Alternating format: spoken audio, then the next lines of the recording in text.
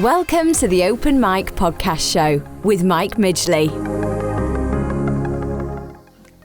Hey, and welcome to the Open Mic Podcast. On today's episode, I'm excited to be covering the fantastic approach to a proven 8-step personal branding process. Today's influencer guest is Ryan Foland. He's a global keynote speaker and he's the co-author of Ditch the Act. Ryan is based out of California in the US. As a keynote speaker, Ryan has completed 4 TEDx talks, is recognized by Inc. magazine, Brand24 as a top marketer, and named by Entrepreneur magazine as a top personal branding expert. So we are in for one hell of a treat today. So if you're seriously interested in developing the proven personal branding process, stay tuned, buckle up. This is going to be a ride. As I said earlier, Ryan does TEDx speaking gigs. He's also the managing partner of Influence Tree, a branding accelerator. So welcome to the show, Ryan. I'm really looking forward to learning more about what you do and digging a little bit deep into this process. It's great to have you on the show. Ahoy, and it's good to be here. I was mentioning I've been on a boat for 4 days, so this is my first experience back on land, and what a great way to get my feet on firm ground is to talk about all this stuff of how to take one step in front of the other to get to where you want to go. Life and branding is a lot like sailing. You don't have control of the forces outside.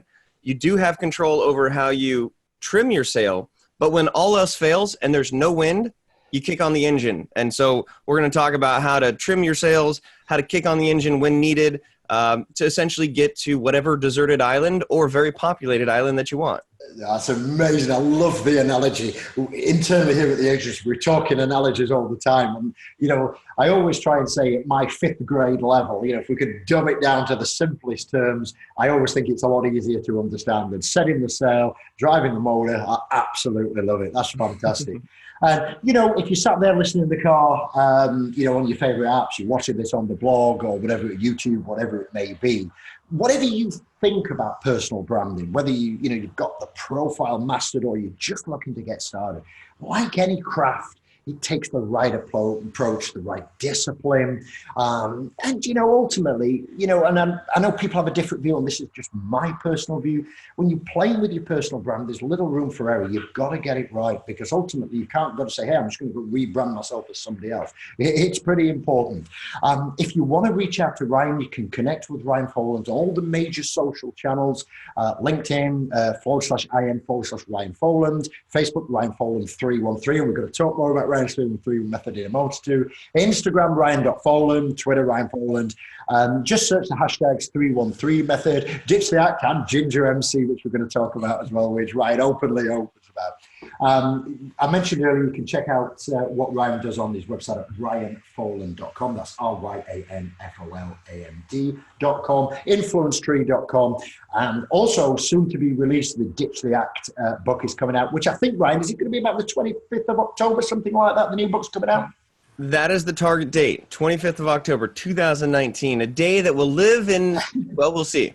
I know we're on track for it, because I know when I spoke to Leonard before, he said, yeah, it should be okay, and things like that. So there's no major hiccups so far. All good. Yeah, it's not hiccups, but when you're dealing with one of the top 5 publishing companies in the world, you kind of have to play by their terms. And so it's they say jump, and we say, now? Yes, how high? And then if they say wait, we say, okay, we're standing by. It's a matter of, they are the wind in the situation. Absolutely. Well, as I say, we've got it on pre-order. You can pre-order that at ditchtheact.com as well. So I think before we get started to this and dig into Ryan's sort of expertise, as I mentioned earlier, he's got a number of methods, and we're going to talk about those in more detail. Let's just talk to you a little bit more about the bio, Ryan, as we've sort of built up to this point in the career. I know you sort of say that, as you're a craftsman of communication and a black belt of branding. And there's a bit of a story behind the black belt and the craftsmanship as well. By the way, I don't want to spoil this, but if you head over to ryanfoland.com, you can see all about Ryan, and you can see a bit of a detailed story and images around this. So, but over to you, Ryan. Tell us a little bit more about you, about your history, your bio, the black belt thing, and how you got into all of this. Yeah, well, we can start with the black belt of branding, and it all started as a white belt. And I think we're all white belts when we start off.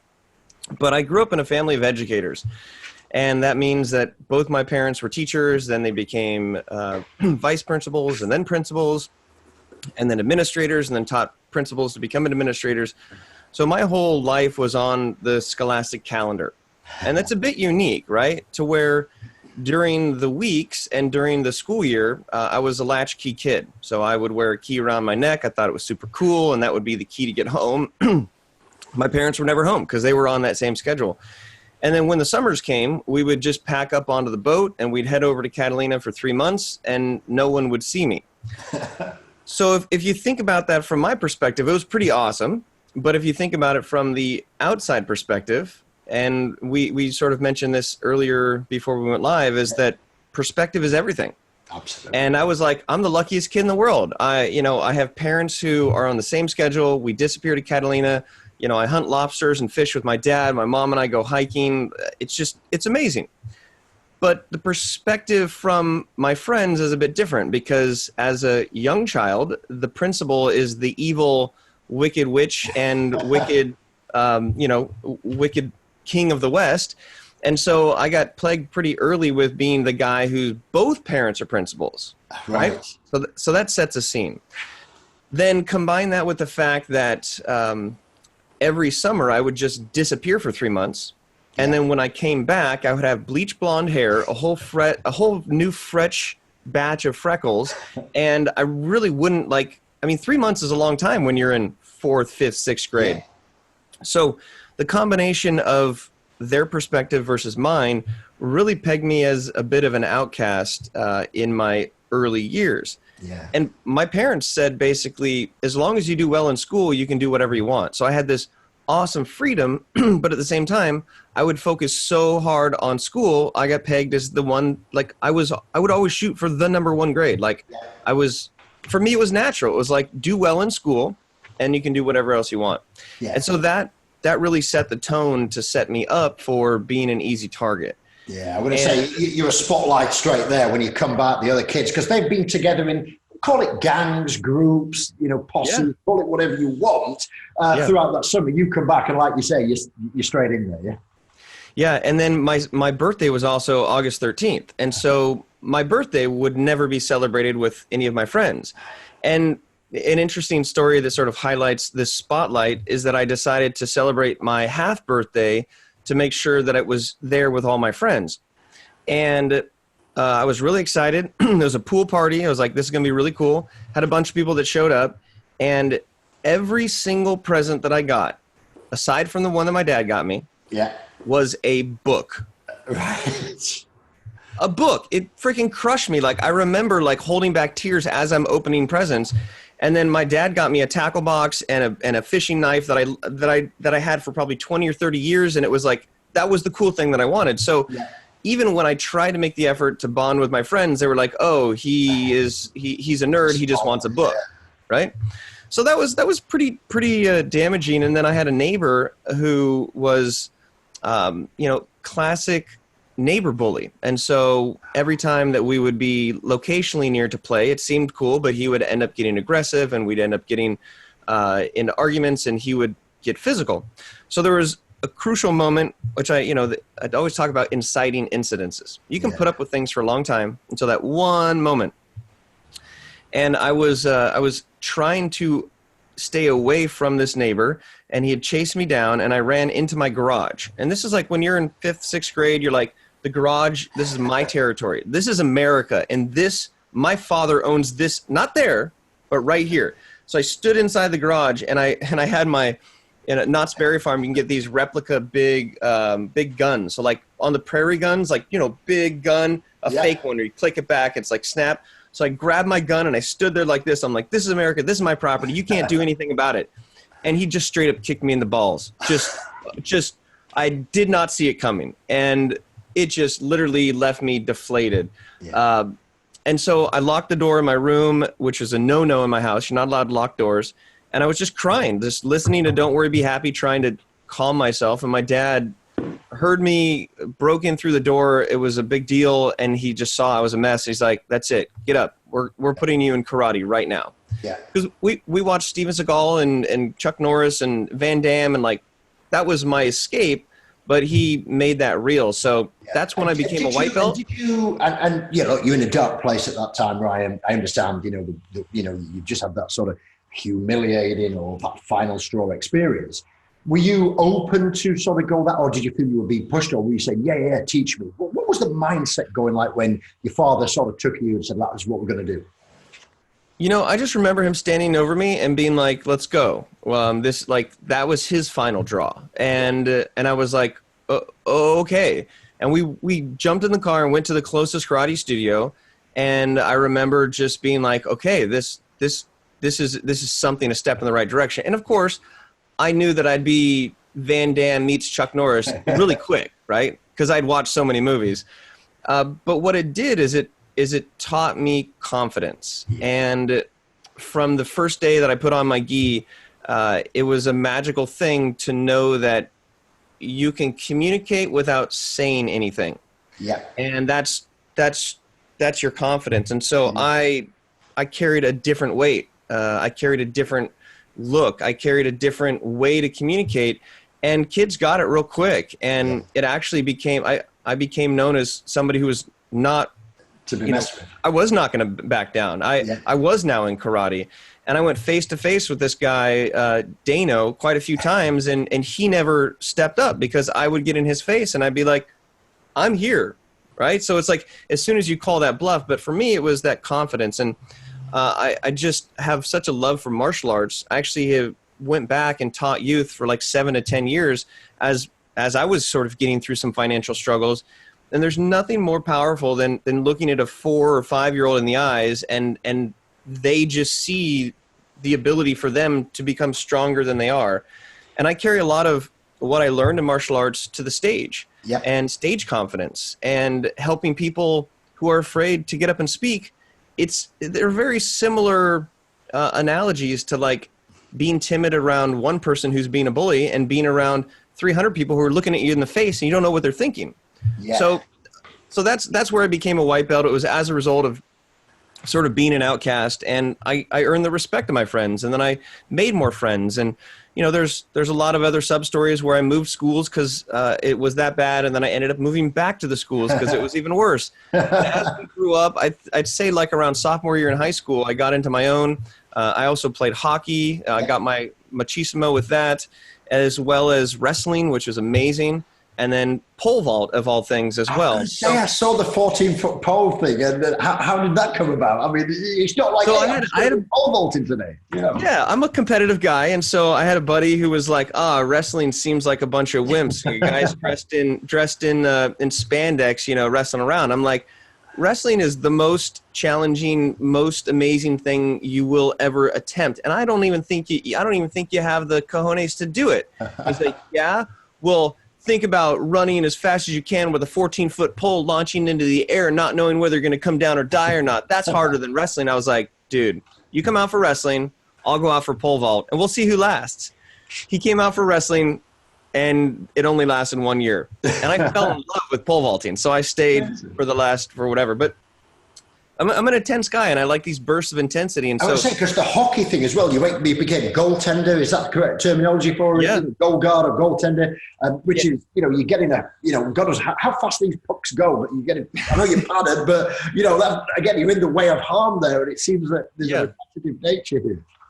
I think it all stemmed from sort of making up for the lack of confidence that I had. There's nothing more confident than standing on ice, asking to get hit as hard as possible with people slapping a puck, which is very hard, as fast and hard as I can, like as close as you want. And it's also the responsibility, because as a goaltender, you are responsible. And that's sort of a weight that I've always held. It's healthy though, isn't it? It's like people talk about pressure. I did a keynote down in London about beginning of June for the digital marketer team. Their agents are training. So for Marcus Murphy and the boys down there, I went and closed out one of their sessions for it.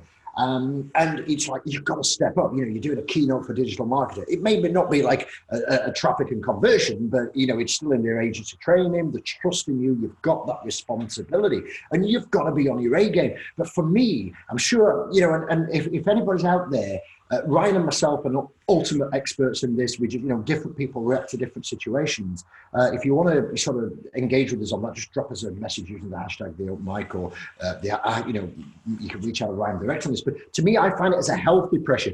It's like that's something that drives you forward to that excellence and that responsibility, that pressure. I think it's healthy, not unhealthy. But I'm not quite sure I'd want to sit in front of a puck coming at me at whatever miles per hour. But do you feel the same when you go and do your TEDx's, or you're doing the bigger stuff? While you're maybe a little bit nervous to start with, but you get out there, and then that's when you bloom. And I feel that in my way when I get when I interview one of people like yourself, Leonard, at that sort of level. I want to be on my A game, and I feel that as a healthy pressure. I don't know. No, I think that's spot on. And it to go back to the sailing analogy, it's heading up into the wind. Yeah. When you're downwind, everything's peachy, but like when the closer you get to the wind line, the more intense it gets, and the boat heels over and everything is pressurized. And I think there's a very small chemical difference between how you process the endorphins that come along with this pressure. Yeah. And I'm not a scientist, I'm not going to get into it, but there's a lot of science around it. The same endorphins, the same set of chemicals, or very close to, will trigger excitement and will also trigger anxiety. And it's a lot of times how you process that. And so for me, and it sounds like you as well and other people out there, that pressure creates the excitement. And people ask me all the time, Ryan, I was just in Haiti giving a keynote, and they're like, how did you do that whole thing? It seemed like it was just off the cuff, like it was so natural. I'm like, it's natural because I've been working on that talk for like 5 years. Yeah. And every time I get up, I still get nervous. Like I get anxious, but I'm able to take that anxiety and turn it into excitement. And that's the clincher. So it's the pressure cooker, head up into the wind, get up there on stage. Like I'm even getting the goosebumps now because it's like, I'm like, it is exciting. So that's where it all comes down to. I get it. So let me take you back to 2011. Yes. One thing I want to raise, we've just sort of heard Ryan's sort of backstory with the bully and how we're going to martial arts, competitive sort of, pressure environment sports and things like that. But when I saw this on your page, Ryan, it sort of, not quite filling it with a tear in my eye. I'd be being dishonest if that was the same, but emotionally it sort of raised the hairs on the back of my neck. Bully Buster. So, I saw that, and you talk about wanting to give back, and I'm all for giving back. We all do it in different ways. I'm a business mentor for the local authority here in Doncaster. I work with HSBC Bank on their Young Enterprise Scheme, where I go into sixth form colleges and help pass my executive knowledge on to the sixth formers who are trying to get into business studies and things like that. And I get a lot of pleasure out of that. Plus what I do for the NSPCC, my favorite charity that's here in the UK, and which is the National Society for Prevention of Cruelty to Children. So that's my sort of personal and business giving back. But when I saw the Bully Buster, not only have you sort of gone and give back, you've created a brand, an app, and all this about it. And just tell us how, obviously we know why that came about. It's something that's personal to you from personal experience. But what was the trigger with it, really? Why then? Why 2011? Why Bully Buster? I mean, it does what it says on the tin. And I appreciate I'm throwing a lot of questions here, but I'm as passionate probably as you are about that, because I love seeing this type of stuff. And I just love to sort of, I don't have my give back element of my career branded or in some type of model. I just stick my hand up, donate my time, help people without anything, expectance in return. But you've taken a step further, and I'm just fascinated about how the Bully Buster USA was created, the brand, how big, obviously I know it's important to you, but just talk to us around that. And I'd love to hear the story. So if we flash back a few years, 3 years earlier to 2008, when everything crashed and burned, I was in mortgage, I was in real estate, and lost everything. There's a whole set of challenges that were around that. Then part of that reason to go back into teaching martial arts was to supplement my income even. And as I was everything from selling memberships to teaching classes while I was trying to start new businesses, I would talk with these parents one after another who their reason was very familiar to me. It was Johnny or Susie's getting bullied and I just can't take it anymore as a parent. And so that really resonated with me. And I remember that for me, martial arts as a general was a confidence builder, but I had to I had to sort of figure it out. Yeah. And so at the studio, I had an amazing instructor of my own, because I was still studying as well. And I was also training to teach Muay Thai kickboxing, and also boxing and jiu-jitsu and all this stuff. So I love all the martial arts, but there wasn't an actual program that could be duplicated. Yeah. And so I did a lot of research. I reached out to experts in the field, and I actually wrote a parent resource guide, because it's so important for the parents to understand how to deal with it. Because some parents just want to go beat the kids up, right? And there's a lot of schools of thought. So I took a lot of research base, and I built this real comprehensive workbook around it. And then I would hold these Bully Buster events at the studio, where I'd invite the parents to come in with the students, and everyone would come on the mat. And I actually created what I call the bully form. Because in martial arts, it's, you're young, you remember this happens, then this happens, then you punch, then you punch. And so I thought of all the different variety of situations that a kid deals with, and I made an actual move associated with it.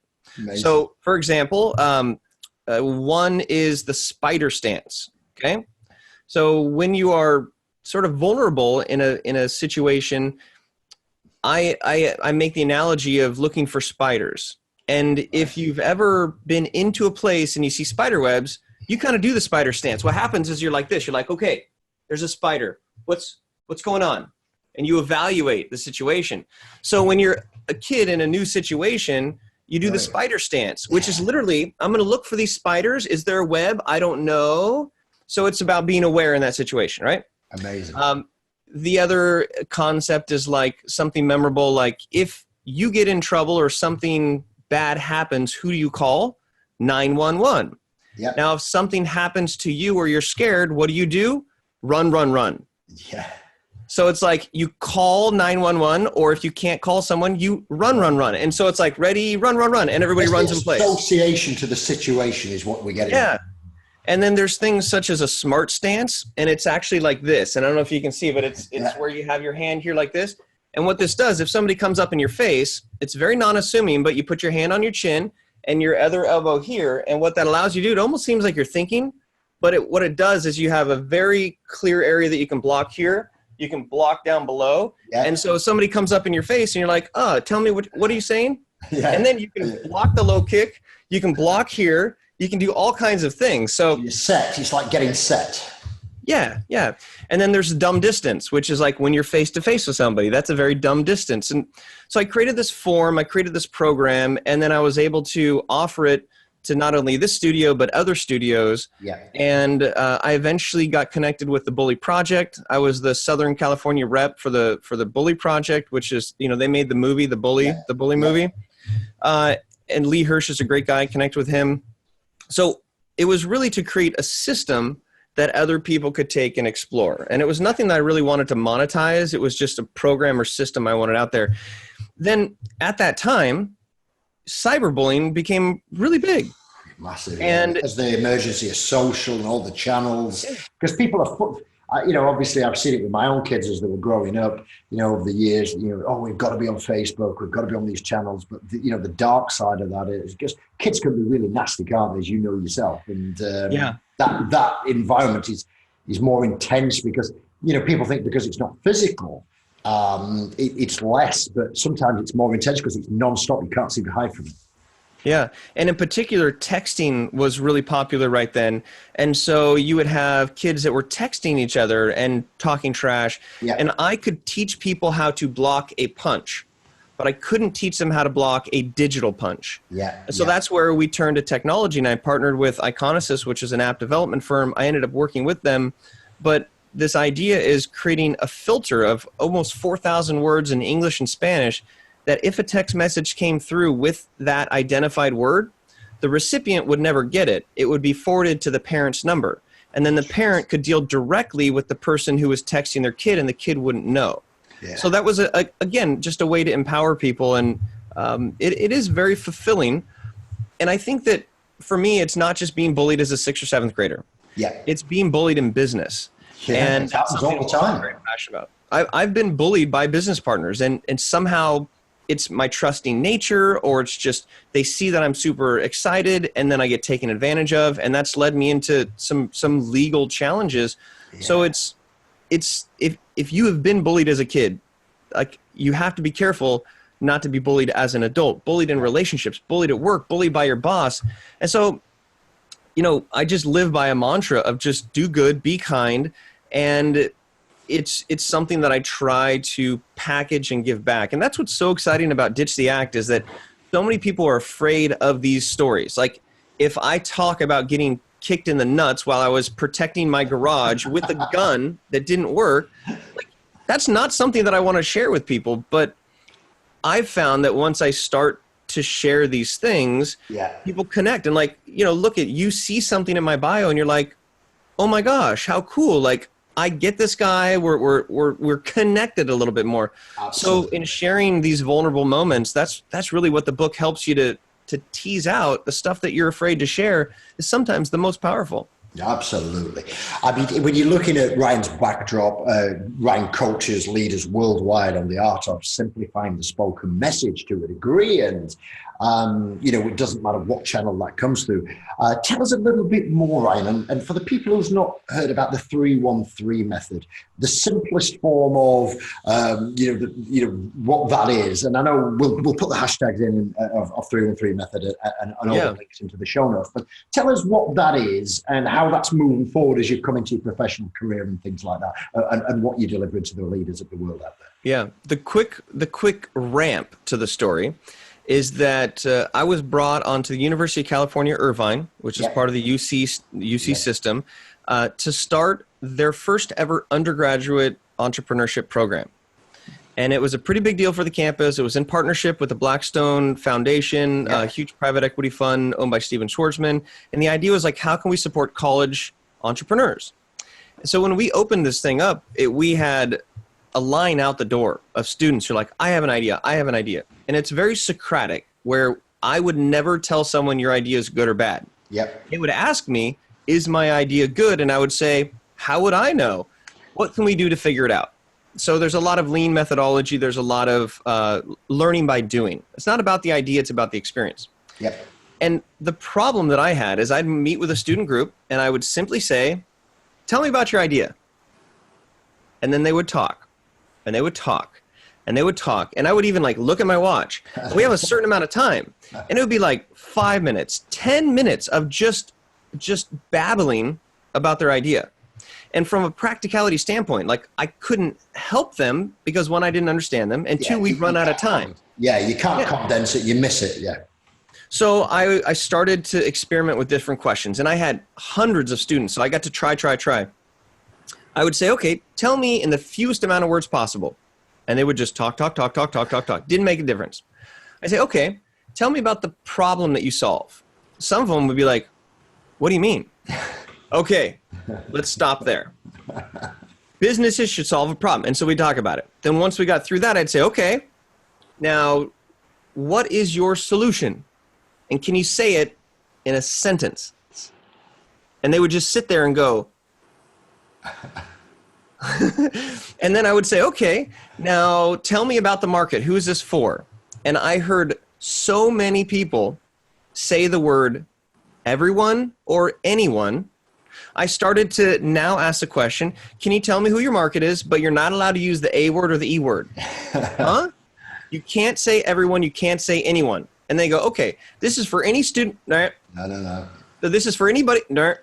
And so what happened is that through these series of questions, I was able to selfishly, for my own and the center's success, to shorten it up. And it ended up becoming a process that got called the 313. Have you been 313 yet? What is your 313? And it stands for the result. And the result is your ability to explain what you do in 3 sentences, in 1 sentence, and then 3 words. And the 3 words is interesting. It's what we talked about earlier. It's using metaphor and analogy to create a connection between what people already know and what you want them to know. So if I'm the black belt of branding, you don't have to know anything other than that, but you can stitch together a pretty good idea. Or if I'm the captain of your personal brand, Yep. You know, you can figure it out. So you have to figure out the problem that you solve and say it in one sentence. You have to say the solution in one sentence, and you have to say your market in one sentence. And there's your 3 sentences. That's then amazing. You squish it into one sentence, which mathematically you can actually do 6 different ways. And then the 3-word analogy is where it all comes together when you can speak about what you do in terms of other things. That's amazing. And do you know what? It's totally probably not relevant, but what flashed through my mind when you've explained it that way, when I was learning copywriting, I studied all the great copywriters, and there's a section in copywriting where they talk about optimizing copy. And what I mean by that, just because there's different terminologies around this. So when I think about optimizing copy, it's when you bold some words in a sentence, underline them, italic them, or whatever. And people go crazy when they optimize. They're like, oh, optimize this, this, this. But actually, the acid test for me when I read copy is if I only read the optimized words, do I get the sales page, or do I get the email, or do I get the brochure copy or the flyer? You know, so if you optimize just the keywords in there, you get what you are, who you're for, and what you deliver, and how to buy it, or that type of thing. So that's how I just interpreted that back to my old copywriting stuff, what I understood with Gary Halbert, Drayton Bird, Dan Kennedy, you know, Ray Edwards, all those type of people. Now, it's probably a different play, but I still take all that from a VC pitch or a investment pitch or a product pitch, just take it down to the optimized copy, and does it make sense? So a little bit of a copywriting sort of tip, if it's anything more there. But I think that's what we're talking about here, Ryan, isn't it? To the fact that get the key points out, cut the fluff, get to the point and simplify it down so I can understand it. And then I can either make a decision. You know, I mean, I appreciate at that point you maybe weren't investing, or you can shortlist it or move them with the right best education or help or whatever. So that's how I see that. And I don't know how similar it is, or if there's any differences I've missed there at all. So the one thing that I did pick out, which is very tied to it, is so that you can understand it as the reader. And oftentimes we feel that when we're communicating, it is our responsibility to get the right words out of our mouth at the right sequence at the right time. But that's not. Your responsibility as a communicator is not what you say or how you say it. It is how it's interpreted. And oftentimes we forget about that. You know, you can put the perfect words in order on a page of copy, but if 10 people read it and they all get 10 different viewpoints or ideas, you're responsible for that. So it's really a matter of, you know, boiling down or giving just enough. I like to give people just enough information to be interested, but not enough for them to instantly figure it out. Yeah. And when it comes to speaking, I always say that the more you talk, the less people listen. Yeah. And the less you talk, the more people ask questions. And those questions lead to curiosity. The curiosity leads to conversation. The conversation leads to connection. And it all happens because you're saying less. Yeah, that's amazing. And, you know, I love that sort of play on it. So tell me then, you know, you dropped on this formula with the 313 by accident, by manufacture, or it came to you, you processed it. Tell us, you know, when you do the sessions with the leaders in these companies, what does those programs look like? You know, is that at C level? Do you do it with middle management? Are they workshop based? Is there an online training? You know, and obviously, I know you do it through speeches and things like that, but just tell us a little bit more about how you deliver on those. Sure. So from a reverse engineering, looking at the need first, or the problem that's being solved. Yeah. Because I tell people, I don't care what you do. You shouldn't care about the 313. You shouldn't care about what anybody does. You should care about what problems they solve. And so the problem is that if I go to any given employee of any given company and I ask them, so what do you do? The answer that they give is questionable. If I ask them, what does your company do? Their answer is questionable. Now, that is a problem because in today's day and age where your employees are your best brand ambassadors, if they're not excited and can't explain what they do, or they can't really pitch the company in this optimized format, then you're losing the natural ability for you to have reach that you don't have to pay for. That's organic reach. Yeah. Now, when it comes to the executive, the C-level, or if it's a smaller company and they are the C-suite themselves, their ability to communicate what the business does in a compelling way in a short amount of time will determine the business partners that they bring on, their initial clients that they get, the investment that they get. Like, so much of the success of a business is tied to their ability to communicate the idea. And so much of the support for business and entrepreneurship and a lot of these things that you're doing, you kind of start at step 2, 3, 4, 5, and like, let's look at how you're going to scale. But it's like none of that works unless it all starts with a way that you can create a compelling argument that you should be in existence. That's amazing. I mean, again, slightly different things. I'm picking things out here and trying to relate back to my 25-year exec career. I used to work with a non-exec called Bill McGrath, was the ex-chief exec at Wix, but he was involved with Barnes & Noble and things like that as well, and a FTSE 100 chairman here in the UK. And Bill always used to say to me, he says, Mike, the success of a company, he says, companies rot from the top. They're not like, they don't rot from the bottom, they rot from the top. But the flip side of that is, that drive, that motivation, that inspiration for the recruitment, the management teams, the strength of those boards, the way the culture things, it's exactly the same. So it's whichever side of the line you're at, whether you're rotting from the top with the bad side of it, or you're encapsulating that and driving that forward. I hear you, and you see it so many times when the people have just got it wrong, right at that beginning, like you say, step 2, 3, 4, 5 is irrelevant if we don't get that right. But that's amazing. And if you think, to stick real quick with this analogy of the sailboat, your messaging is the keel. The keel is what allows you to go forward. Because if you didn't have a keel, you'll still move, but you're just going to drift with the wind. I believe, as we talk about in Ditch the Act, you should always put yourself first, because people want to do business with people. And you can be a great executive, but if you're hiding behind that corporate veil, you're going to lose that connection. And then we'll do workshops that are maybe over a series of weeks where we work with the employees and the executives to craft that story, that narrative where people fall into it. And the final thing I'll say is that job titles, I think, are becoming more obsolete. And I actually was just working with a company, a huge company, been around since the 1800s, and they've decided to remove job titles. But if you don't have a job title to describe yourself, you're forced to talk about what you do in terms of the problem that you solve. And if you can't explain the problem that you solve without telling me what you do, then you've lost the ability to catch people's interest in a way that serves them, because nobody cares what you do. They care about the problem that you solve. Oh, that's amazing. Do you know, you see it more and more, and not just in the digital side, but the more progressive businesses, the traditional titles are eroding. And, I think it's B2B, B2C in the model. There's a lot of people say it's H2H, aren't they? Human to human sort of selling, relationship type of thing. Well, it's not even selling, it's just relationship building, and people buy from people that know, like, trust, all those sort of classic cliched sort of statements.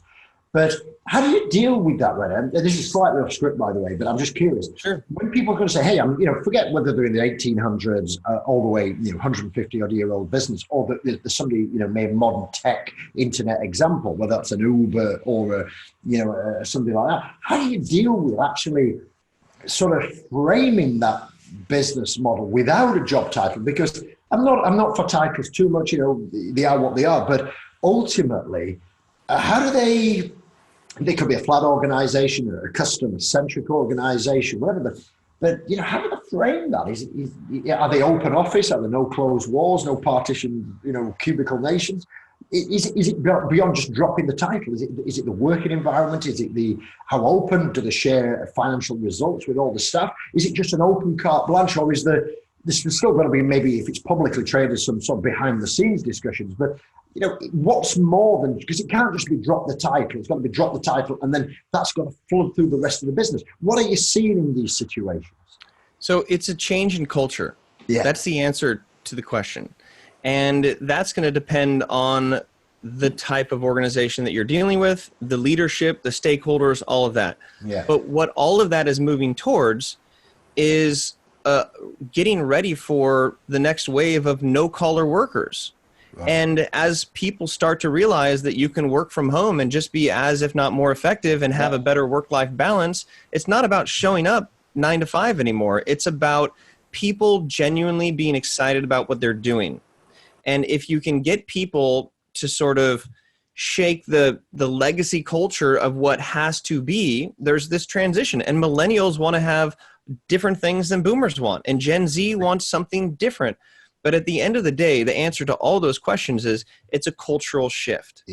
And that cultural shift has to happen with the employees in the front seat.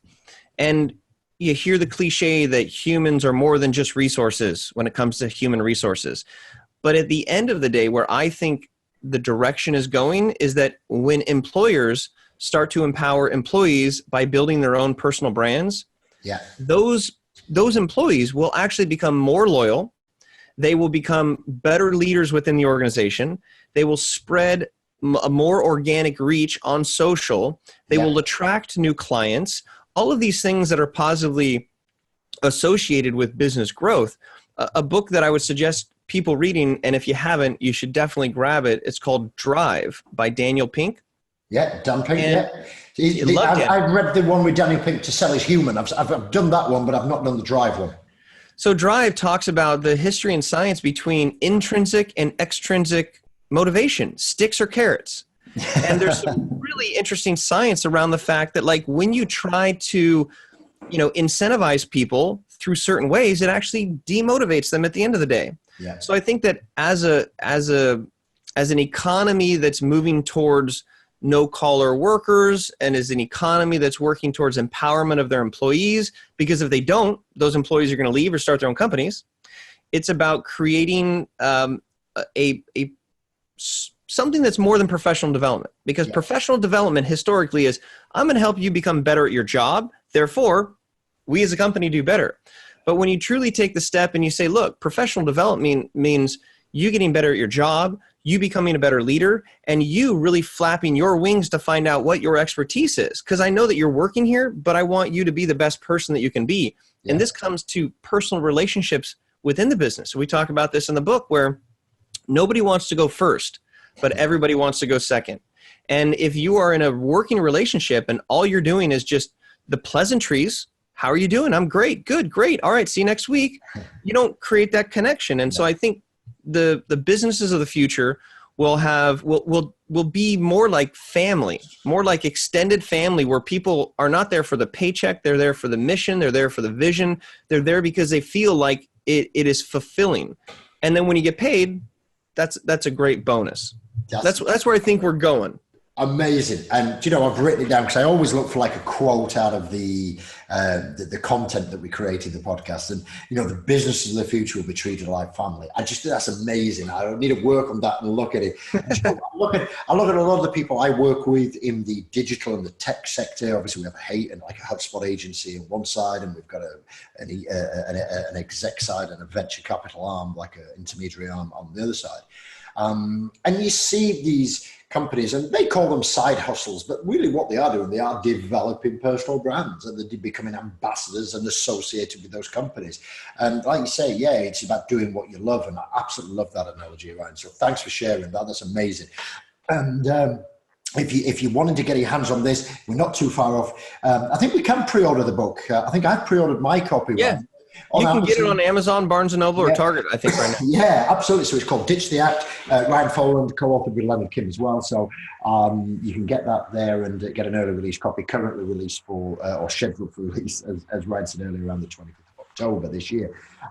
So that's awesome. And I really appreciate you sharing your bio and your journey today, Ryan, because it builds up to, that authority sort of point of view. And I love the way how you simplified it down. I love how you speak in analogies. I love the way you can just take it down to the basics. And I think the businesses of the future, adopting that sort of process are going to be in a far better situation than the old-fashioned, the elongated, we've always done it this way sort of play. And again, if you want to, connect with Ryan, just search Ryan Foland, Ditch the Act 313 method. We'll put all the links and hashtags to the show notes below. And as we segue in to sort of some of these questions,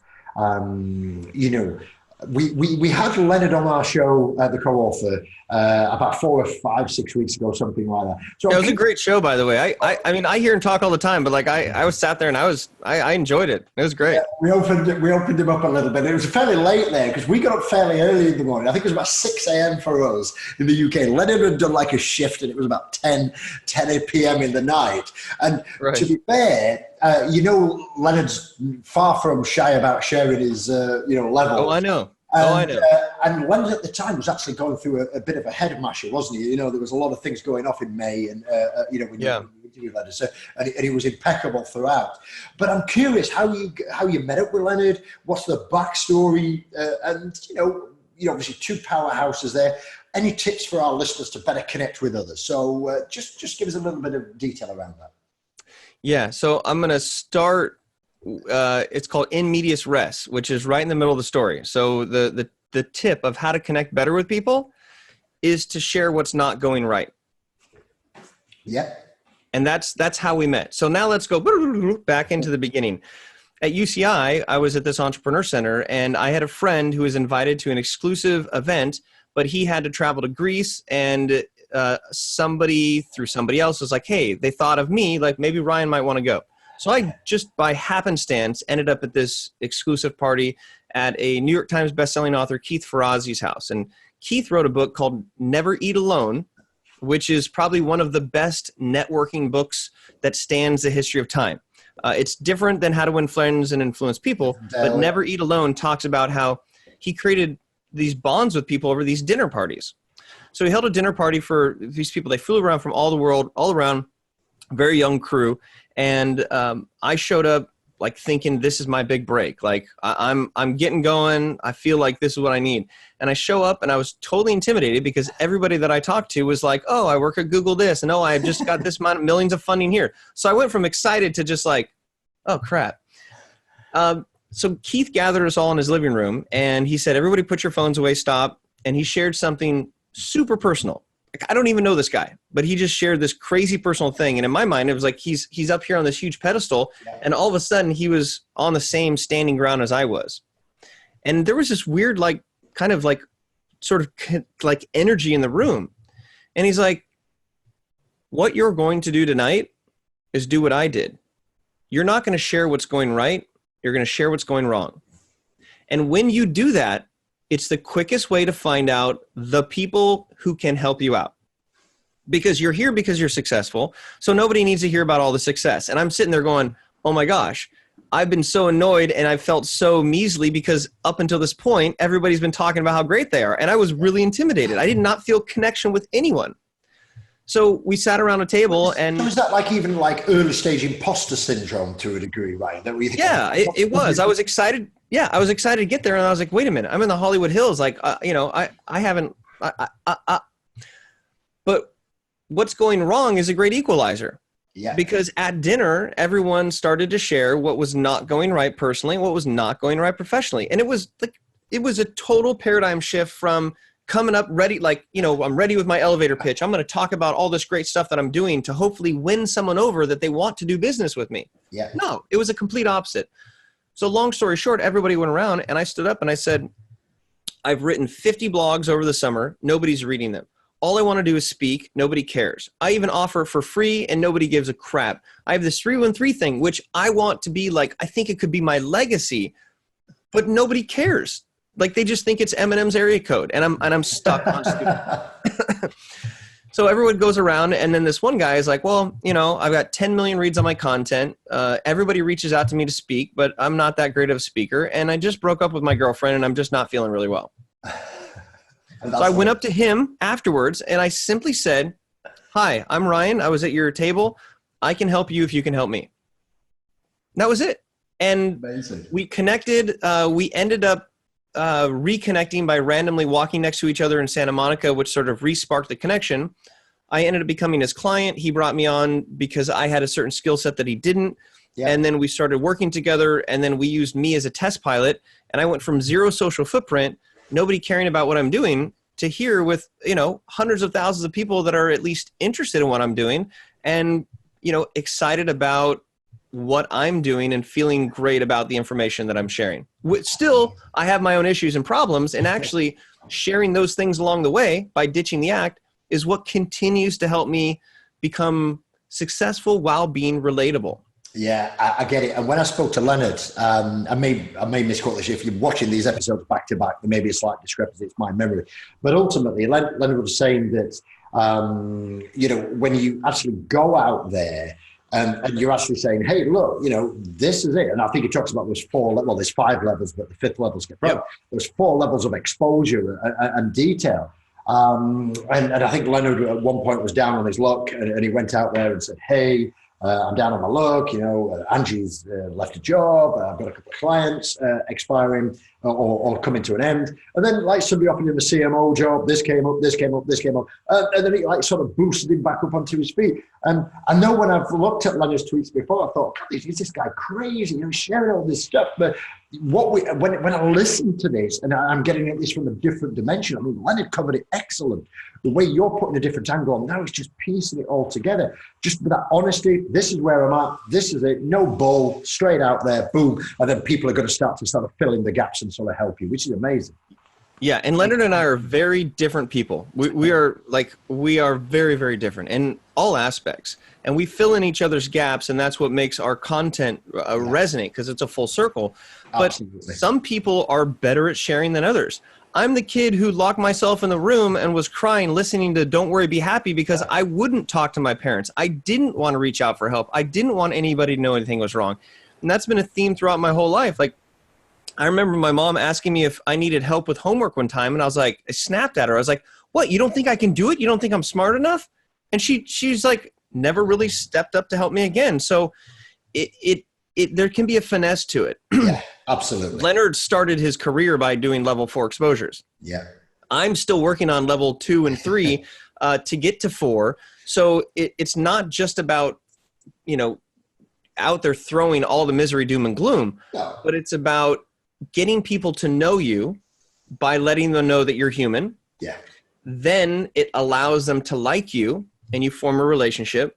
And then what lets them trust you. And if you think of your friends and family, like when they share with you what's going wrong, you're not like, ew, get away from me. You're like, oh my gosh, I'm so sorry. Like, what can I do to help? Yeah. And so we don't realize that family bond has so much benefit that if you can, create that kind of family relationship with your boss or with your direct report, they will understand what's going on as long as you tell them. Do you know what? It's right. And it doesn't matter what's going off in anybody's life. When you look at these level 4 exposures, as, Leonard's put out there and things like that, and others as well, the reality is it might not be the full, exposure for you, but there's a line on that post, that tweet, or that document on there where you think, yeah, I'm in the same situation as that. And, it might not be the car's getting repossessed or the rent's behind or, whatever it might be here or whatever, but you're thinking, yeah, I'm exactly where that is. And, it's humbling to a degree, because I think the fear of people just coming out there, and that's why I love the title of the book. It's, my personal and professional development library is just book after book after book, not just Audible. When I buy the Audible, I also buy the hard copy book as well. I'm one of those geeks who like to listen and read at the same time. It sort of double goes in, if that makes sense. Yeah. But ultimately, what I love about the title, and it's the most curious title, is Ditch the Act. It's like, we've all got that, oh yeah, I'm the ex-CEO of this, or you did this and I did that. Hey, that's history. Where are you now? And ultimately, look, just drop the curtain. Nobody cares. Just be you. And I think that ultimately that's what's resonated with me. And so I just really can't wait to sort of dig deeper into that when it comes out. So and that sort of gets me to the next question. In the book, Ditch the Act, you outline this 8-step sort of personal branding process, Ryan. Can we unpack that a little bit and just go through those 8 steps for the audience to get a pre-taster?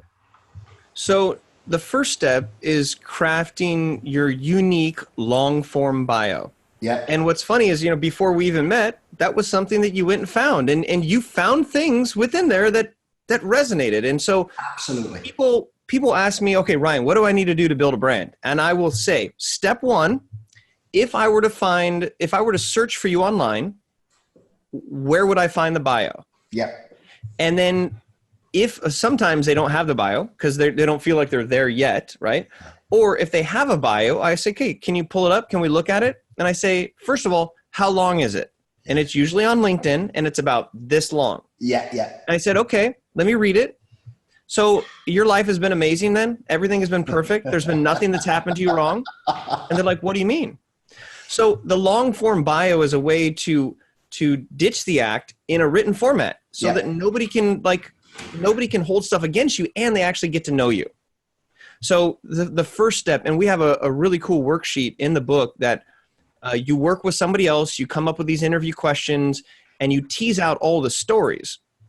And just real quickly, a bio that we talk about here, there are the stories that essentially connect your life. Those experiences is what creates expertise. That expertise is what ultimately is your authority. Yeah. But the real magic comes in the transitions. Okay. So this story happened to me as a kid, and then I went to get a black belt with my dad. Okay, great. Next story is I had success in high school as a wrestler. Yeah. But it's that connection that went in between there. It's because of the confidence I gained from martial arts, it made me have a whole new output on life. And that gave me the confidence to then try competitive sports. So it's the stories, but it's really the transitions. Yeah, get it. Love it. Love it. So that's step one. Step two is discover what makes you special by deciding the problem that you solve. And that's the 3-1-3 method. Yeah. Because you now have your bio, but you've got to figure out what you're positioned as. We talk about positioning is an art form. And so the tendency is to say, oh, I'm into this. And you're like, dude, you're all over the place. Leonard classically has told me that, and he keeps reeling me back in because I end up being a chicken with my head cut off. Because I'm like, I want to do this. It's like, stop it. What are you doing? What's the one thing? What is the one problem that you're solving? So step two is the positioning. Yeah. Step three is what we call the exposure resume. And think of it as a resume of every single thing that's gone wrong or the skeletons in your closet that you don't want to share. And we identify what those are. Then we find out the lessons learned and then the stories behind those lessons, and that becomes fodder for your content. People are like, I don't know what to share. There's all these stories from your past, even if it's in middle school or high school or college, like they're still relevant because they've made you what you are today, and everybody else has gotten that those same struggles. Yeah. So step one is crafting your bio long form. Step two is deciding the problem that you solve and positioning. Step three is teasing out the stories that you don't want to share. Yeah. And then step four is really about speaking that truth and understanding that you're going to put effort and money where they resonate. So again, it's not about creating content. It's about creating strategic content, monitoring that content, and then amplifying the content that works. And then step four is going to be step five. Yeah. Step five, yeah.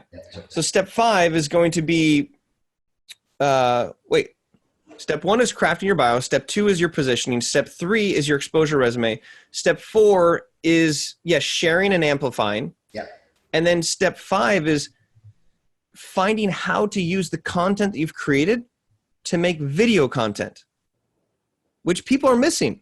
So look at your last blog.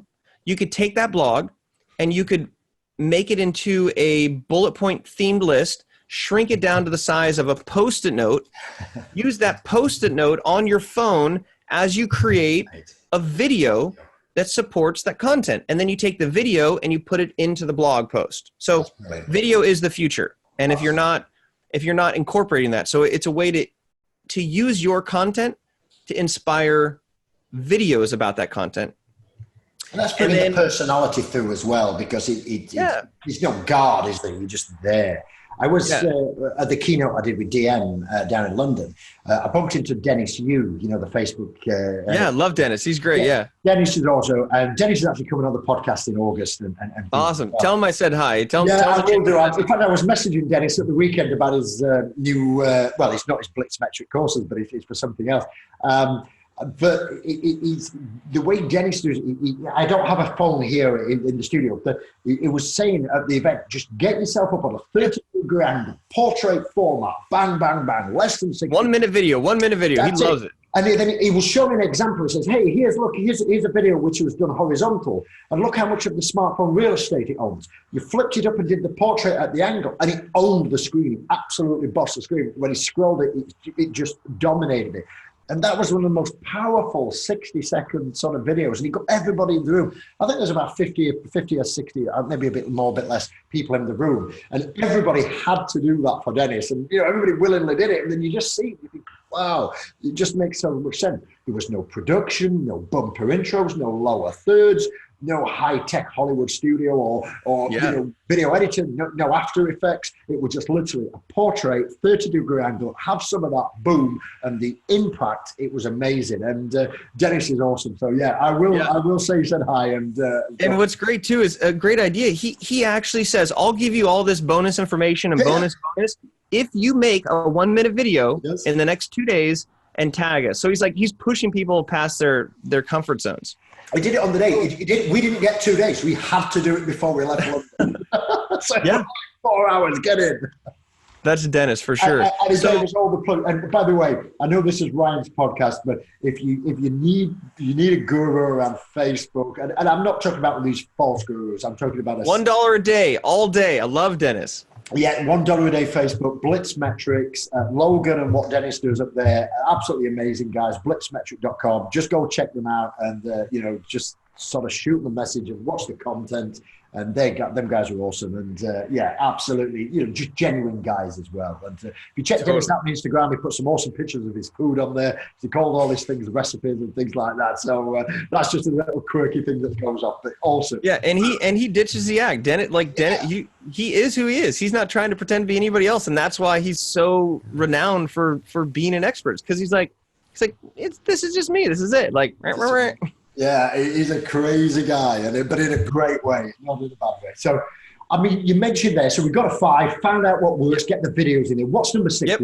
So step 6 is nourishing your streams of content to stay top of mind. And you do this by creating essentially a content calendar, holding yourself responsible for the content.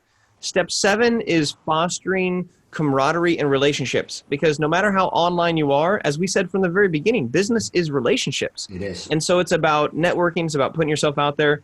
And then our final step is what we call success stacking, to where I've been featured in almost every major business media publication, but it started with being a guest on somebody's blog. And then, that turned into another thing. And then that turned, because nobody wants to be the first to bring you on the show. Yeah. But you start to stack these little successes and you're like, oh, I've been in Inc. And then it's easier to get into Fortune. And then I've been in Fortune Inc. It's easier to get into Forbes. And then it's so it's how you stack those successes. So that's the 8th step. I love that. And just for that, because I got a question recently and said, Mike, how do you get started? How do you do this?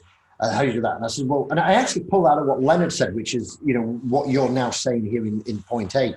And Leonard said, look, you just don't get featured in Mashable or Inc. or whatever day one. You go out and get some C-level blogs or whatever, and you get a dozen of those or 10 of those. Then you get some B-level exposure, then some A-level exposure, then some AAA level exposure. And then, one is that momentum. But so if you're in it for the short game, you're going to be disappointed. It's a long game sort of thing. And it's like we do, Ryan. You and Leonard, you're out there, we're out there, all the other great people.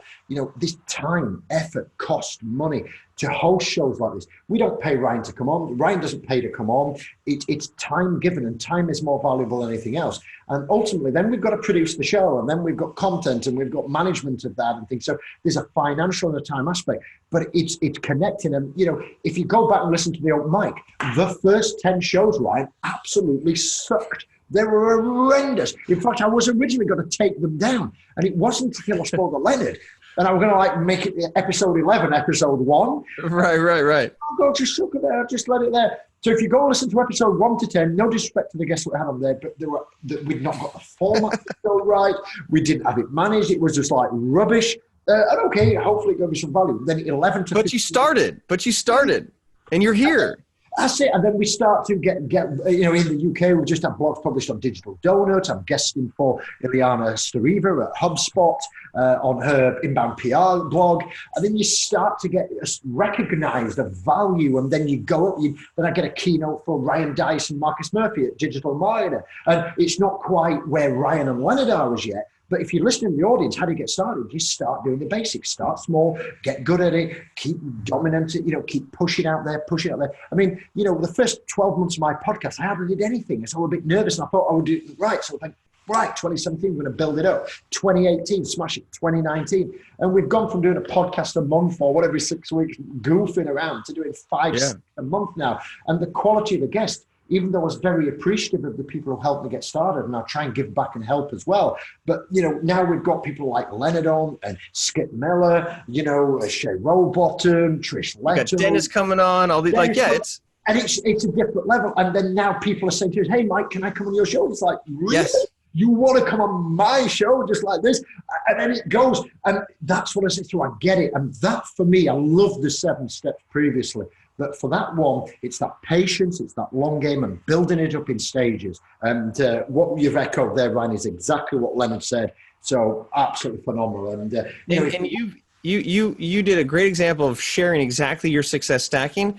And the one thing that it all results in that will just continue to multiply is the inbound requests. And that's where things change. That is, why do you build a personal brand? It's so that you don't have to do any more marketing. People reach out to you, and that's the sweet spot, and it just keeps going. But I think that was a great example, and it was fun to see how excited you were, because it's that journey, right? No guts, no story, and that is your story to get here. It's you cutting your teeth along the way, and I don't look down on you for having a not so great first 10 episodes. I'm like cheering you on because you made it to 11, right? Absolutely. And do you know, one of the turning points for me is when we interviewed Skip Miller. Skip's M3 Learning out of San Francisco. He trains Facebook, Google's teams and things like that. And I've studied Skip Miller's stuff from proactive selling from about, 2003, 2004. He's like New York Times best-selling author 5 times. Works in published 38 countries, all that sort of stuff. And that was like the turning point. All the guests before that were great. They were getting better and better. But when we got Skip on, I was a bit like a rabbit in the headlights, because, I've studied, I've bought Skip's courses. He's a hero of mine. I've done lots of business using Skip's techniques. And Skip sat there in the Presidio, Ryan, smack at the side of the Golden Gate Bridge, if you know, or the ex-military base, which has now been converted into sort of residential and business community.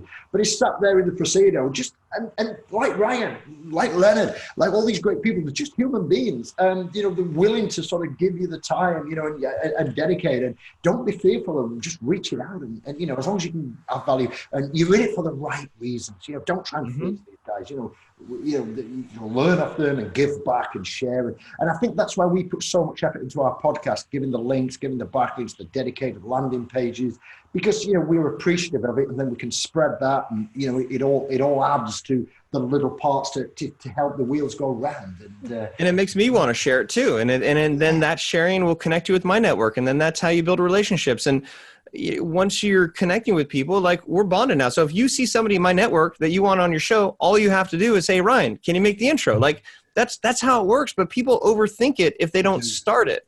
They do. That's amazing. So I know we've covered this a little bit, Ryan, but I'd just like to dig down. That long form bio, could we just try and break it down? First step, when you mentioned that everybody has a bio, it's usually LinkedIn. It's usually sort of this sort of formatted play.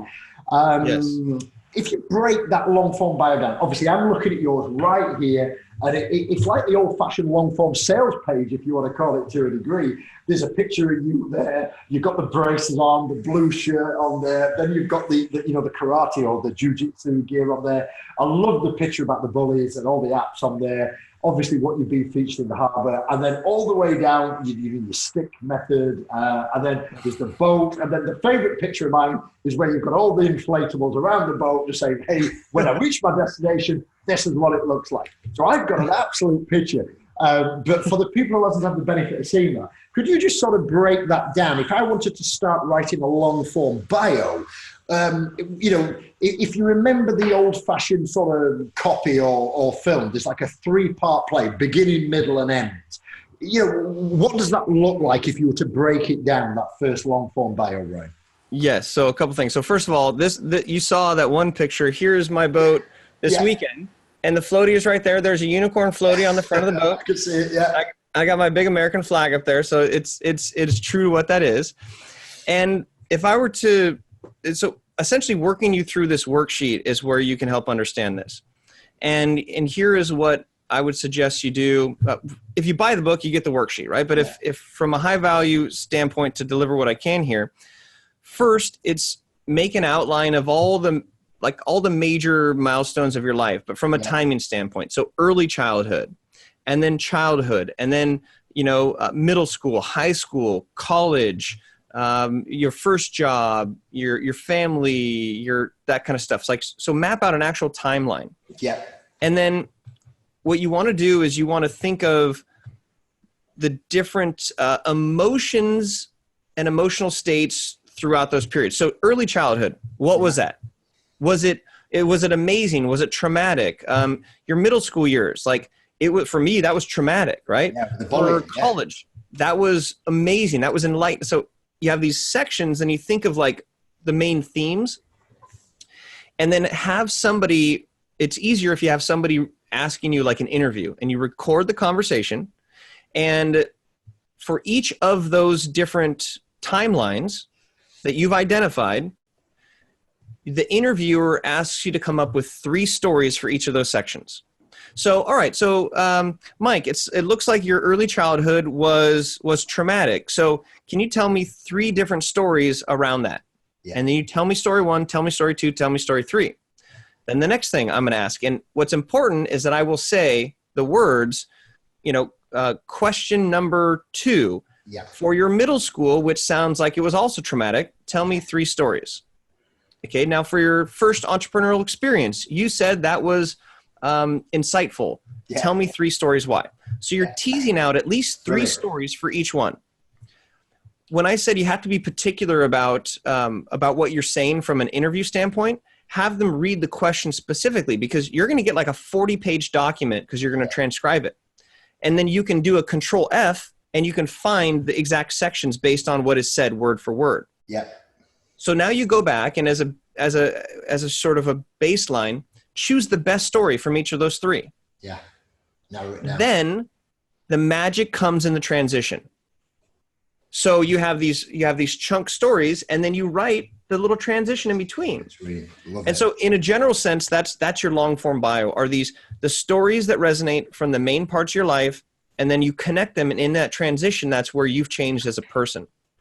Now, technically though, we like to start at the very top with sort of your accolades, just to get that out of the way. Yeah. And then and then it jumps into a first person. So we like a third person at the very top to get that out of the way. And then it's like, my name's Ryan, and it all started because of what, blah, blah, blah. So that's just the down and dirty of it. That's amazing. And, like I say, I can't wait to have a go at this, because it's knowing what the questions were in advance and looking at the bio. I'm trying to sort of pick it out, but my book's absolutely full of notes here, and I'm going to go and try and just unpick yours. And now I've learned a little bit more of this and pick it out. But I'm super excited to sort of write those transitions, because I think that, like on an old traditional resume, it's like, oh, I did this and I did this, and then I moved to this. But that bit of that transition is missing.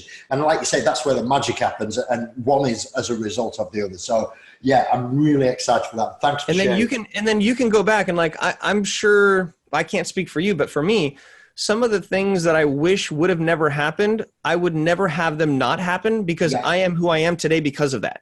Because of that, absolutely. Yeah, and whilst it was traumatic, some situation at the time, it's allowed you to move forward. That's amazing. I appreciate it. So we talked earlier a little bit more about the 313 method, about how it came around, see it mentioned online. I know you speak about it on the world. Why do you think it is so popular? Is it the basic simplicity of it, or people just think, hey, why do I speak 10 words when I could say 3? Why is it so popular? I think from an executive standpoint, one of, I believe, their biggest pain points is the lack of control they have over what their employees are saying about their company. Wow. And if as an employee, if as an owner, you have 500 or 1,000 employees, and now you can have something that's somewhat standardized to help them spin it in their own way, but at least think of it as bumpers in the bowling alley. Yeah. I mean, if you think of 500 people trying to knock the pins down to explain what they do correctly, without bumpers, you're going to have a very high failure rate. Yeah. But if you put bumpers in there and say, these are the guidelines, the pins will be knocked down. So I think that's why it's popular. That's amazing. Yeah. And, like you say, it's about channeling that sort of consistency. And, it's like, and this is maybe an early point of it, but, companies now put the mission statements on the wall and the vision statements on the wall, on the wikis or the internal intranets, as they used to be called. They've got those flashing up all the time. And it's just that repetition of it. But yeah, I do get it. It keeps them in channel. It keeps them on point. It keeps them on message. And do people get it straight away, Ryan? Do you get a lot of? There's a great saying here in the UK that came out of the automotive industry, and that is, if you can't change the people, change the people. Now that's not just about firing people for the sake of it. It's not Hatchet Man Harry here or anything like that. But sometimes people just won't change. And is it best just to sort of have an exit plan and manage those out, or is everybody recoverable? I mean, maybe that's an impossible question, but so what do you find? What people get is that saying less can be more. That's what they get. They're like, oh my gosh, I get it. Now, what the particular words that they choose to use, that's an ebb and flowing concept, and it's a soft science. But when you have people that now have the confidence and say, wait, all I really need to get across is the problem I solve, the solution, and the market, and then I just need to stop talking and I need to see what they want.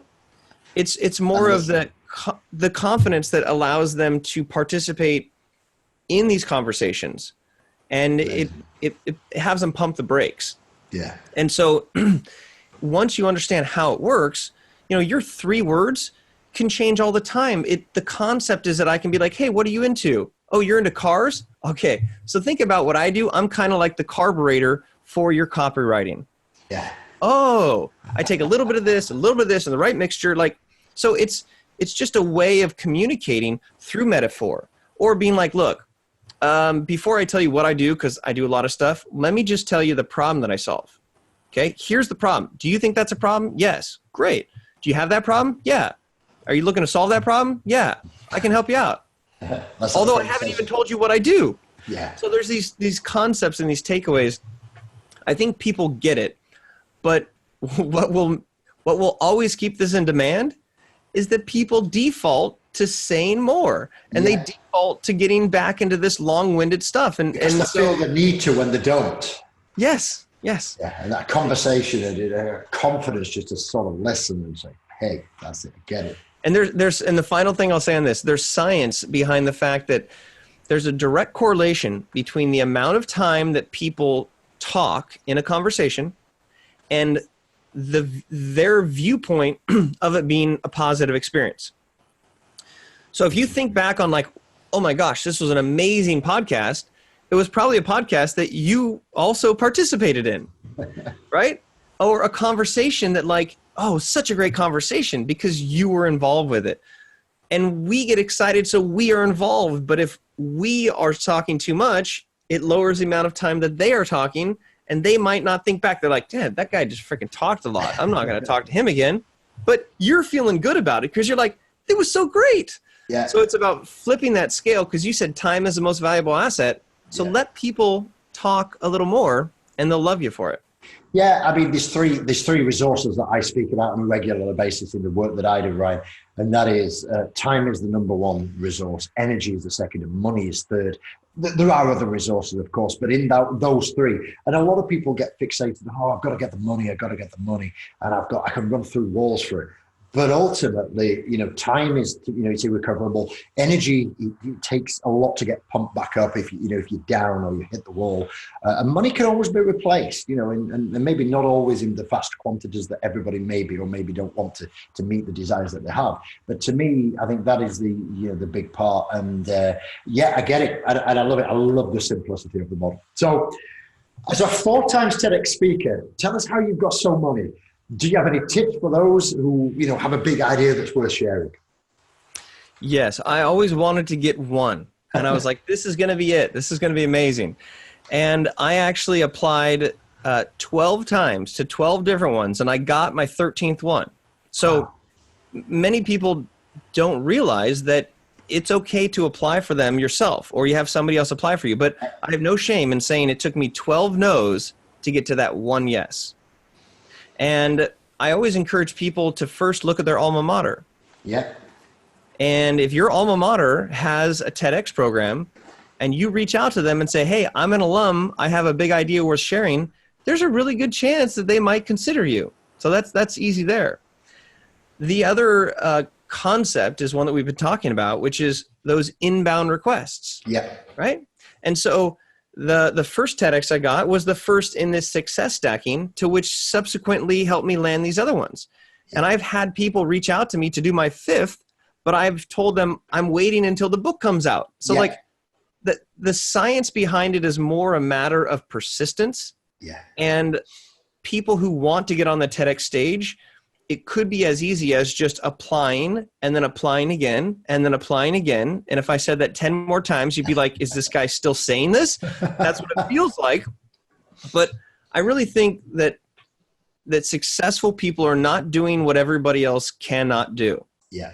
Successful people are doing what everyone can do, but not everyone does. It's who choose to do it, isn't it? It's that choice that you make, isn't it? Everybody can send an application in, but not everybody does. Everybody can get up an hour earlier and put that application together, but nobody does. Everybody can drink more water and work out and spend time on places that make you happy, but not everybody does it because so many people are looking for the hacks. They're looking for the shortcuts. They're looking for the cheats. And I think there's more time collectively invested in trying to save time than actually doing the work that it takes to get the work done. You've got to do the work. And there's a great saying by Jim Rohn where he talks about, everybody's got and I think Zig does it as well, 168 hours in the week. We call it the 168 Club.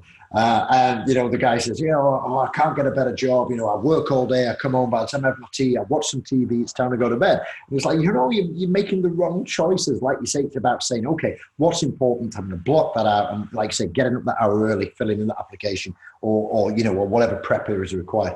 I mean, just from a personal point of view, Ryan, and again, I'm just going slightly off script here, but I'll just tap into your brain. And also, I'm sure this is a question that others have. When you get apply, obviously you put your document and your idea forward. What's the prep like to do that? So you get approved. Is it even immense pressure, that positive pressure, because it's that first one? Did you flunk it the first one? Did you go off script? Did you keep it succinct? Did you have it nailed? I don't know. How did it go? Did it go exactly how you thought it was going to go, or did it just go something different and it was great? So I'd love to know what was planned and what was Yeah. So the talk is called "How to Not Get Chased by a Bear," and of the 4, it's one that I'm maybe the most proud of because it was the first. Yeah. And I prepared for that an insane amount of time. I remember that I have a stand-up paddleboard and I enjoy being on the water. If I'm not sailing, I'm paddling around. And I would paddle around for hours at a time, just repeating what I wanted to say over and over and over and over. And then at work, I would pull people in a room and I'd say, okay, watch it. And then I'd do it.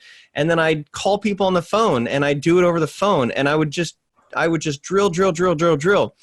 And part of the talk, there's a very physical element where I'm actually running around as though I'm being chased by a bear. And I had done it so many times in practice, but when I was there in the moment, I was feeling it. And what happened, which I did not prepare for, I was almost completely out of breath, like absolutely panting. Like I went there, like I physically was being chased by a bear to a point where I was like, ah.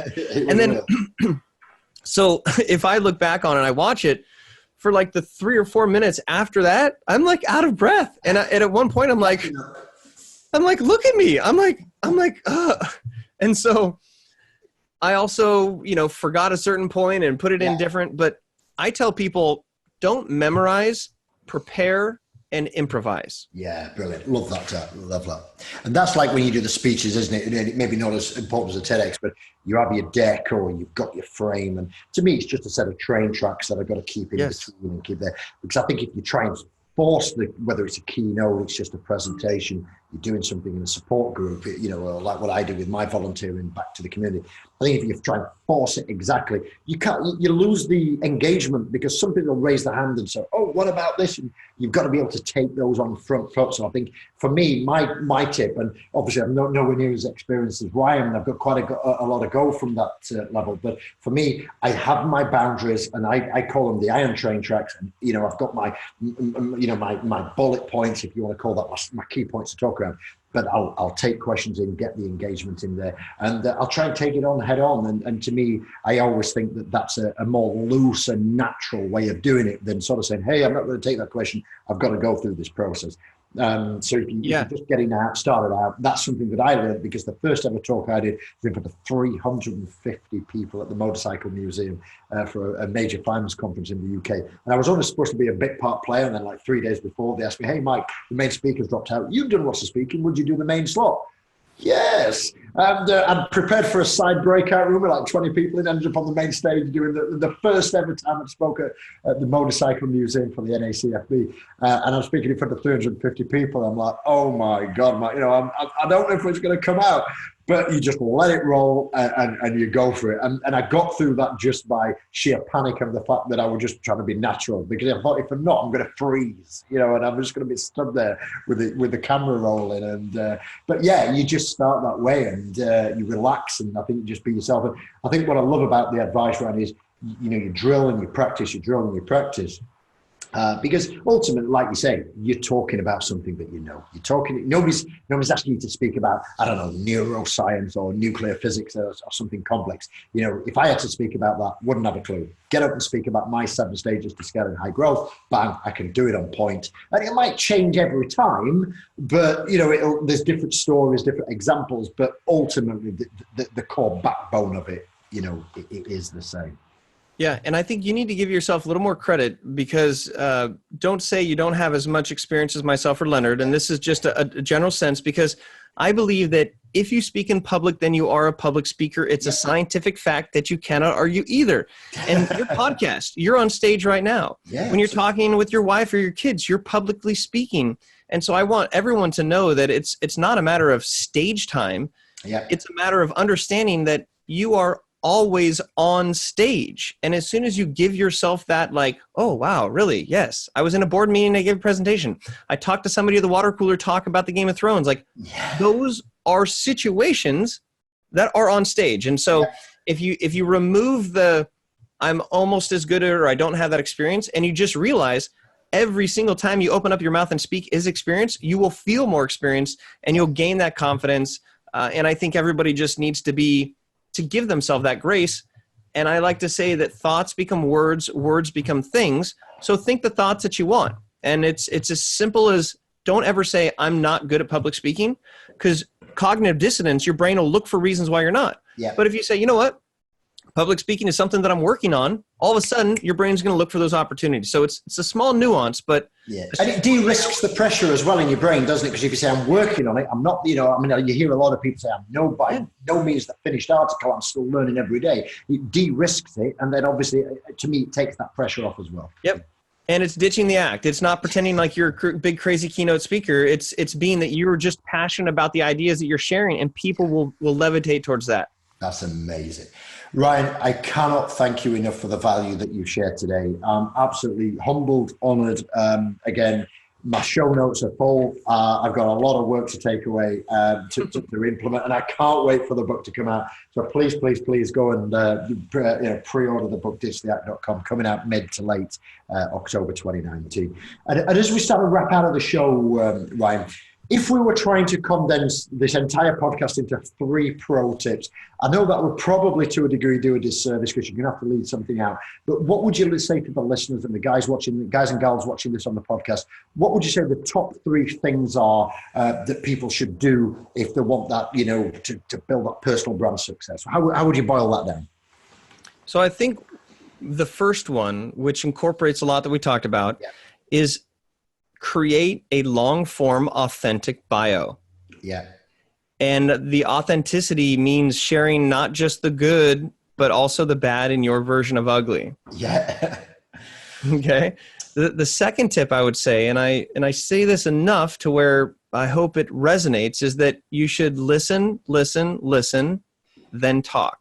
Yeah. And I think if you keep reminding yourself of that, you'll learn in conversation what people are about, and you can cater your conversation to that. So just this awareness of what's going on outside of the words that you're actually saying, I think is very important, very crucial. And the third, I would have to say, is just ditch the act. And that means in a conversation when somebody asks you how your weekend was, and if your weekend was not good, tell them, I know it's the 4th and it's supposed to be great, but like it wasn't that great. 17 out of the 20 fireworks that we got didn't work, and it was this and that and then they're gonna be like, oh my gosh, you too? Where did you buy those? Because I had the same problem. Same problem, yeah. Right? So, and it saves that mask. So when we're talking about ditching the act, it's like, just lose, be straight up with it. And because, like you say, most people are in that situation, either in full or part. Yeah. And I would say, here is the deal. Let me give it to you real. The key to connection is to learn to reveal. You see, you are not perfect, and neither am I. And that is the exact reason we can see eye to eye. Everybody's different, but we're all the same. To be perfectly imperfect is how you win the game. If you only showcase good and do not share the bad, you will miss connections that you never knew you had. People ask me all the time on how to build a brand. I tell them the good news that it's something that they have. It's a connection between what people think and what you want them to think about you.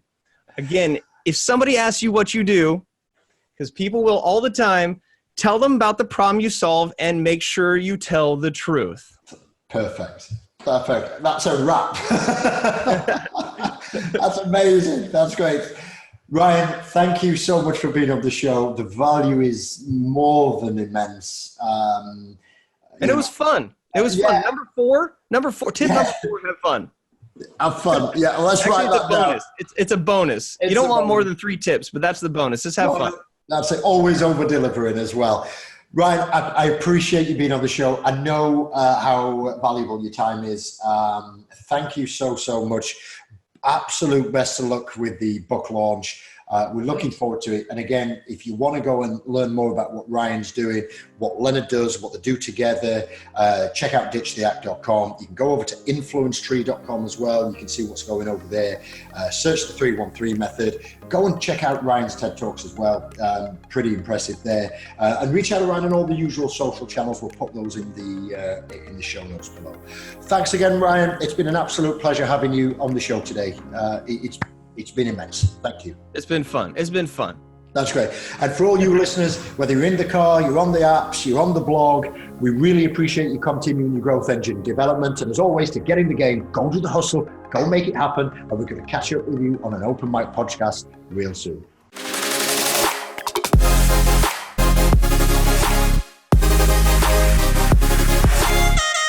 You have been listening to The Open Mic, brought to you by The Success Hub. To find out more and to get the resources we have mentioned in this podcast episode, simply visit blog.thesuccesshub.io and view the podcast section. Thanks for listening, and we look forward to catching up with you in our next episode.